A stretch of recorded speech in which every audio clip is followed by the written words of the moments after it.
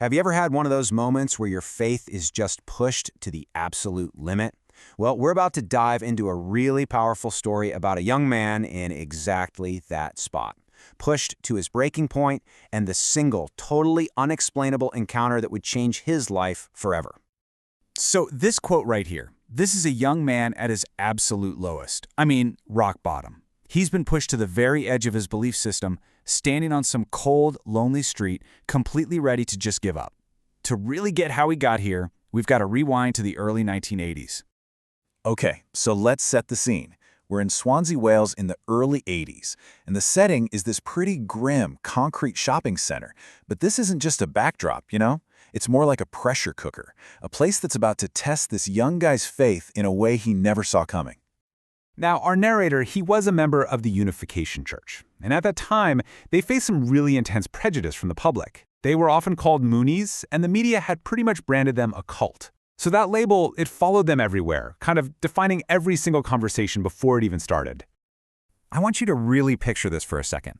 It's not just about the physical grind of standing for hours. It's the spiritual exhaustion. Imagine handing out pamphlets that you believe in with your whole heart, only to have people sneer and literally throw them at your feet. The real pain wasn't just sore legs. It was this crushing weight of knowing your best intentions were seen through a lens of fear and suspicion.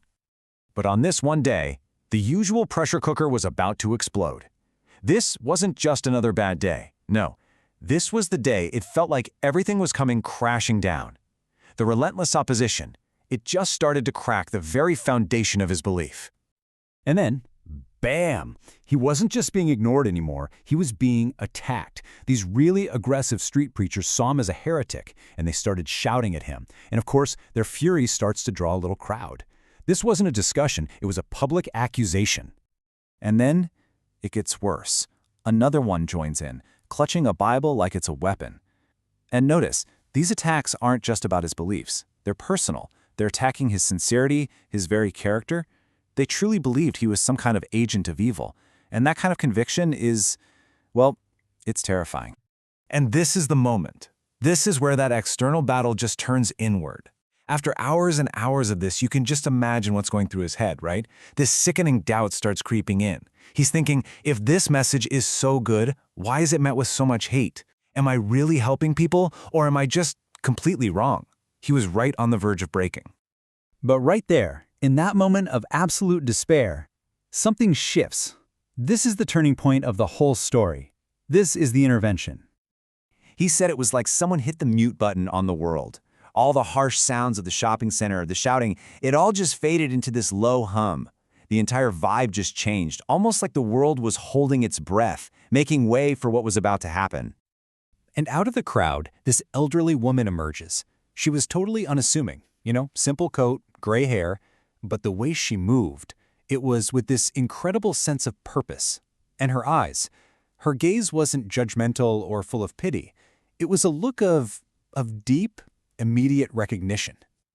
And then she does the most incredible thing you could possibly imagine. In that moment of total isolation, she gives him a hug. A real, warm hug from a complete stranger that just cut through hours of hostility in a single, powerful move. Okay, so the hug was stunning enough. But what she said next, well, those words would echo in his mind for the rest of his life. Her voice was quiet, but her words were packed with this urgent, unwavering conviction. It wasn't just, they're there. It was a command, a plea from someone who just knew. And here's the really brilliant part. You see what she did? Her message completely skipped all the theological debates. She didn't defend his church, she didn't defend his pamphlets. Nope. She spoke directly to the sincerity in his heart, validating the intention behind his struggle. And then this, just as he's feeling totally and completely abandoned, she whispers the one thing he desperately needed to hear. God isn't somewhere far away. He's right here. It was a direct, profound answer to the deepest, unspoken question in his soul. And then, just as suddenly as this whole thing began, it ended. And it took one final, really mysterious turn. So she gives his arms one last squeeze, smiles, and just turns and walks back into the stream of shoppers. He's standing there, completely stunned, and he decides he has to go thank her properly. But when he looks, she's just gone. Not just lost in the crowd, I mean vanished. impossibly fast. So what's the fallout from this? That brief, maybe 1-minute encounter left an impact that would last a lifetime. It completely reshaped how we thought about faith and validation. All right, so how do you make sense of something like this? The rational brain says, okay, she was just a kind, maybe a little eccentric old lady. But for him, the spiritual evidence was just overwhelming. Think about it.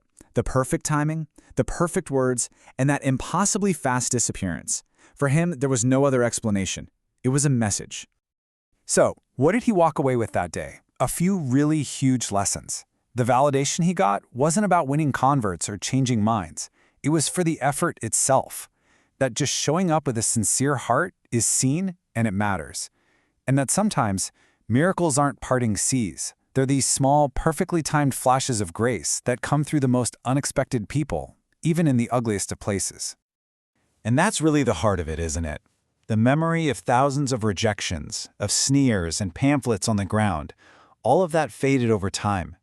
But the warmth of that one single hug, that became a secret well of strength that he would draw from for the next 40 years. And that leaves us with a question, a really big one, for our own lives. When we're the ones facing opposition, when our own beliefs are being tested and the world just feels hostile, where do we find our validation? And maybe more importantly, are we open to seeing it when it arrives through the most unexpected channels?